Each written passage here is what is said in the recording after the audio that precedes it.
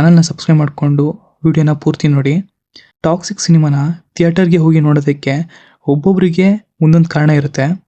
ಆದರೆ ನನಗೆ ಥಿಯೇಟರ್ಗೆ ಹೋಗಿ ನೋಡೋದಕ್ಕೆ ಕಾರಣ ಆ ಒಂದು ವಿಷನ್. ಹಾಗೆ ನಾವು ಕೂಡ ಆ ವಿಷನ್ಗೆ ಸಪೋರ್ಟ್ ಮಾಡಬೇಕು ಅಂತ ಅನಿಸಿದ್ದು. ಟಾಕ್ಸಿಕ್ ಸಿನಿಮಾದ ಪ್ಲಾಟ್ ಬಗ್ಗೆ ಮಾತಾಡೋದಾದರೆ, ಗಂಗಾ ಅಂದರೆ ರಾಯ ಸಿಸ್ಟರ್ಗೆ ರಾಯ ಇಡೀ ಸಿಟಿನೇ ಆಳೋ ಒಬ್ಬ ಗ್ಯಾಂಗ್ಸ್ಟರ್ ಆಗಬೇಕು ಅಂತ ಆಸೆ ಇರುತ್ತೆ. ರಾಯ ಅದನ್ನು ಫುಲ್ಫಿಲ್ ಮಾಡಿದ್ನ ಇಲ್ವಾ ಅನ್ನೋದೇ ಇದರ ಪ್ಲಾಟ್. ಇದರ ಪಾಸಿಟಿವ್ಸ್ ಬಗ್ಗೆ ಮಾತಾಡೋದಾದರೆ, ಫಸ್ಟು ಪಾಸಿಟಿವ್ ಅನಿಸಿದ್ದೆ ಇದರ ಡೈಲಾಗ್ಸ್. ನೀವೇನಾದರೂ ಯಶ್ ಅವರ ಫ್ಯಾನ್ಸ್ ಆಗಿದ್ದರೆ ನಿಮಗೆ ಅದು ಇನ್ನೂ ಹತ್ರ ಆಗುತ್ತೆ. ಎಸ್ಪೆಷಲಿ ಯಶ್ ಅವರಿಂದ ಬಂದಂಥ ಆ ಡೈಲಾಗ್ಸು. ಫಸ್ಟ್ ಆಫ್ ಅಲ್ಲಿ ನೀವು ಗೊತ್ತೋ ಗೊತ್ತಿಲ್ಲದೇನೋ ಆ ಡೈಲಾಗ್ಸ್ನ ಎಂಜಾಯ್ ಮಾಡ್ತಿರ್ತೀರ.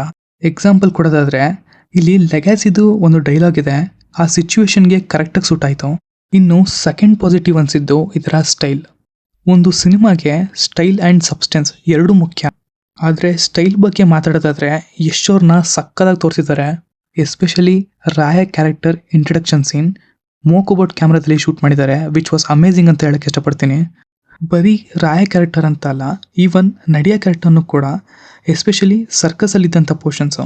ಇನ್ನು ಲಾಸ್ಟ್ ಪಾಸಿಟಿವ್ ಅನಿಸಿದ್ದು ಇದರ ಸಿನಿಮಾಟೋಗ್ರಫಿ ಆ್ಯಂಡ್ ಫ್ರೇಮ್ಸ್. ಯಶ್ ಅವರು ಒಂದು ಇಂಟರ್ವ್ಯೂಲಿ ಹೇಳ್ತಾರೆ, ಈ ಸಿನಿಮಾನ ನಾವು ಏಸ್ಥೆಟಿಕ್ ವ್ಯೂ ಅಲ್ಲಿ ಶೂಟ್ ಮಾಡಿದ್ದೀವಿ ಅಂತ. ಒಂದೊಂದು ಫ್ರೇಮ್ಸ್ನೂ ಒಬ್ಬ ಆರ್ಟಿಸ್ಟು ಆರ್ಟ್ ಮಾಡ್ದಂಗಿತ್ತು.